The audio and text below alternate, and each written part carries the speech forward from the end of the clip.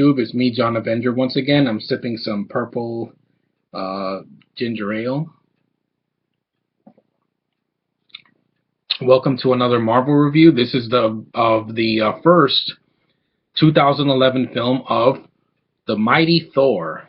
Yes, actually, the movie's just called Thor, but he is mighty in these films. I saw this film back in 2011. I saw it the second week it came out because I was, doing something else. And excuse me. But I was interested in the film because I was like the trailer looked really good, and I was really interested in what were they going to do with Thor, and the ending of Iron Man 2. The Easter egg is they showed Thor's hammer in the ground, so I was interested. I'm like, Thor, right? I wasn't really too familiar with Thor when I was a kid. I really didn't care for him that much. But then when I saw this movie, I became a fan of Thor, and I've been watching a lot of stuff with Thor in it. Chris Hemsworth's great in this movie. He was born to play Thor. He looks like Thor. He sounds like Thor. He has screen presence, which is very rare in Hollywood today. He blows the shit out of his brother because Liam Hemsworth cannot act for shit. But Chris, he's the better actor. He was born to be in this role, and he's just amazing in this movie. He really carries the film on his shoulders. It was great to see Natalie Portman again. I hadn't seen her since episode 3 on the big screen, and I love her ever since the first Star Wars prequel. You had a great cast in this movie. You got Renee Russo making her return. She had taken a hiatus from acting for like 6 years after Yours, Mine, and Ours, the remake from 2005. She didn't act after that for a while until she did Thor. She did a great job as Thor's mother. Anthony Hopkins was a great Odin. He's great in almost everything he's in. He's just a terrific, classically trained actor. Just stole the show, when he plays Odin. He's just very strong performance. And, of course, how could I forget Tom Hiddleston as Loki? This guy is perfect as Loki. He's menacing. He's conniving. He's charming. He's just, in the Thor movie, he was kind of emo. And then, of course, once Joss Whedon turned him into a badass in the Avengers, the rest is history. But, this was the introduction to Tom Hiddleston as Loki, and it was a great introduction, and it led to great things in the future with the Thor sequel and with Avengers. The film, I love the look of the film. Kenneth Branagh did a great job putting this film to life. Asgard looks beautiful. It's great CGI, fantastic visual effects, done by the studio. It's a great looking movie, and it also has a good story.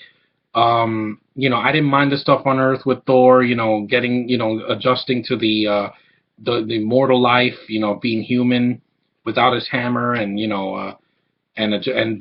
falling in love with Natalie Portman. Just good. They have really good chemistry in the film. Stellan Skarsgård was good as Professor Selvig.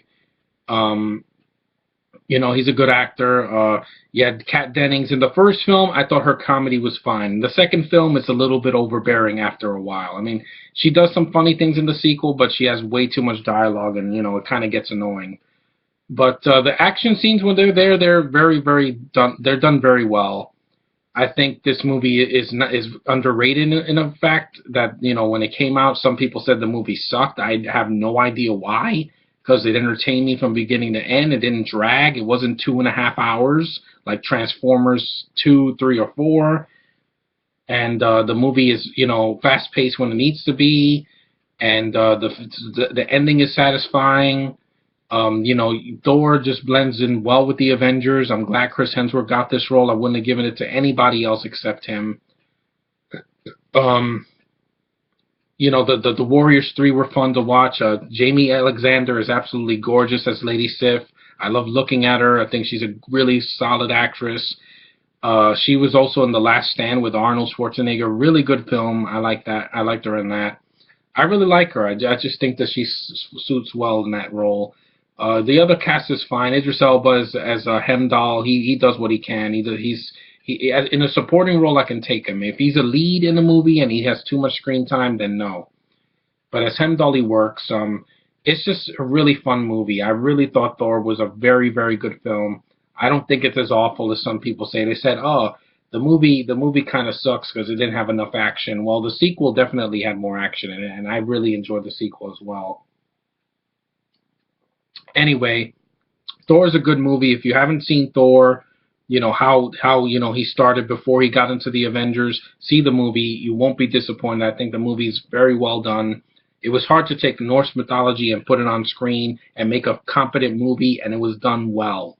And I commend Marvel for that because Thor, if on the wrong hands, it could have been a joke, and you know the demigod of thunder would never have been he would have never been taken seriously. And thanks to Marvel, they did the right decision. It was a surprise for a lot of people, and it got a great critical notices, and it did really well at the box office. And I'm so glad, and I'm glad we got a sequel, and I'm glad Thor's in the Avengers. He kicks ass in the Avengers with his mighty hammer, and I can't wait to see Ragnarok. I think it's going to be awesome. But anyway, that's Thor, the 2011 film with Chris Hemsworth.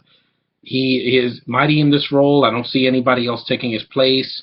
I mean, he probably will be replaced in the next decade, but he owns this Thor in Phase One. But that's Thor. The next review will be of a very underrated, Marvel film that came out the same year as Thor, a couple months later, and that is something that I do have on DVD, and that is Captain America: The First Avenger with Chris Evans. I mean, I get them mixed up. You got Evans, Hemsworth, and Pratt as Star-Lord and Guardians of the Galaxy. But this is going to be the next review. I like this film. I don't think it's terrible.